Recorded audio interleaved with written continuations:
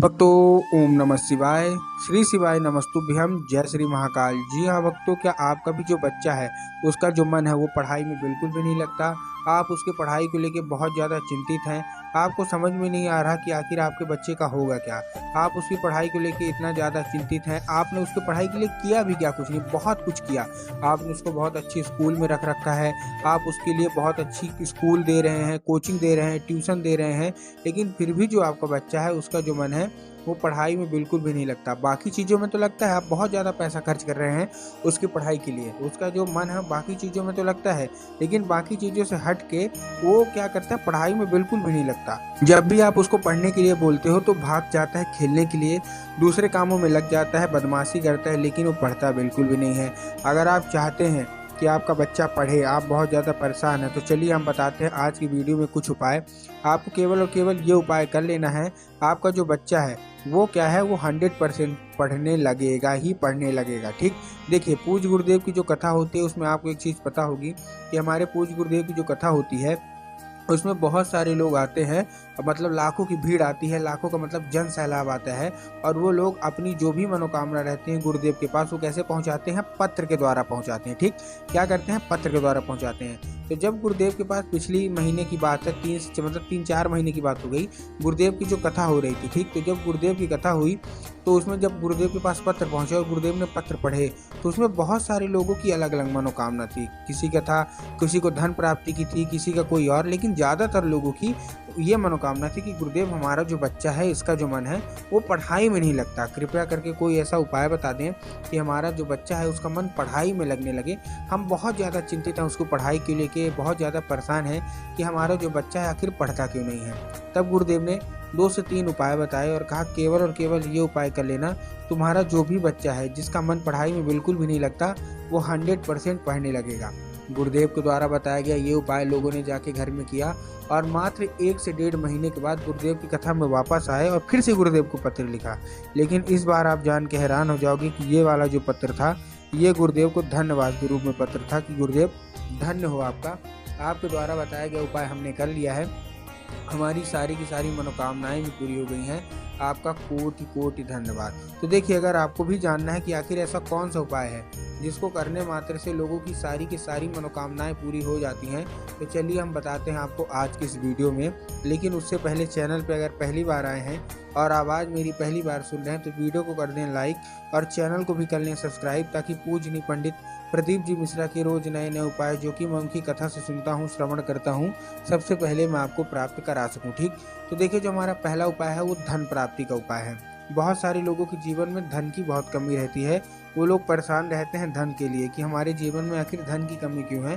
तब गुरुदेव ने धन प्राप्ति का उपाय बताया जो कि आपको क्या करना है, कर लेना है। लेकिन इससे पहले क्या करना है, देखिए धन प्राप्ति का भी उपाय मैं बताऊंगा लास्ट में। ठीक, लेकिन जो हम उसके पहले हम जो 2 उपाय बताने वाले हैं वो बच्चे का उपाय बताने वाले हैं।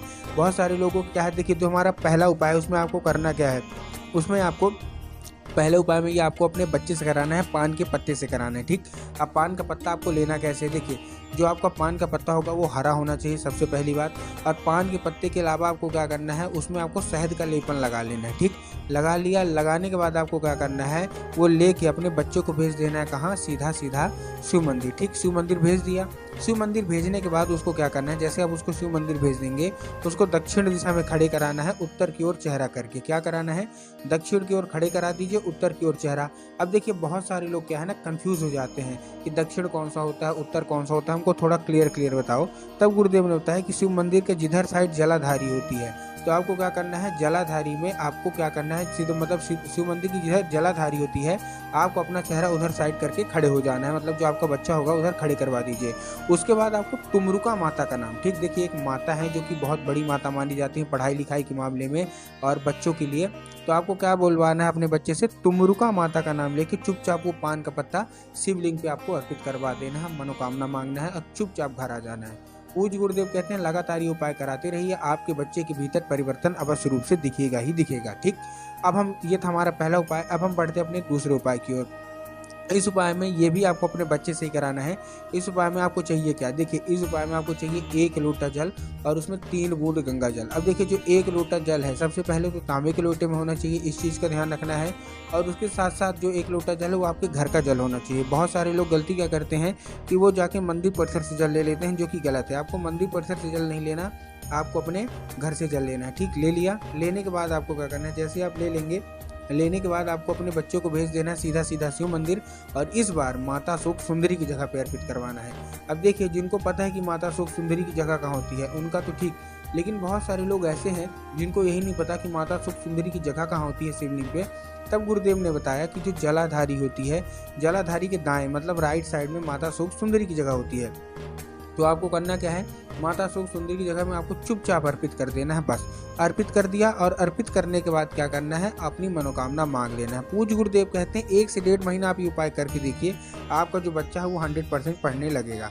अब देखिए हमको भी पता है और आपको भी पता है कि जो बच्चे होते हैं उनका जो मन है वो पढ़ाई में तो बिल्कुल भी नहीं लगता। तो माता पिता आप अपने बच्चों का जो मन है पढ़ाई में कैसे लगाएंगे, तो तीसरे उपाय की बात हम करते हैं। इस उपाय में आपको चाहिए 1 लाल फूल। अब देखिए लाल फूल कोई सा भी हो सकता है, गुड़हल ले लीजिए, गुलाब ले लीजिए, कोई भी ले लीजिए। ठीक, 1 लाल फूल आपने ले लिया। लाल फूल लेने के बाद आपको क्या करना है, देखिए सिंपल सा बता रहा हूँ।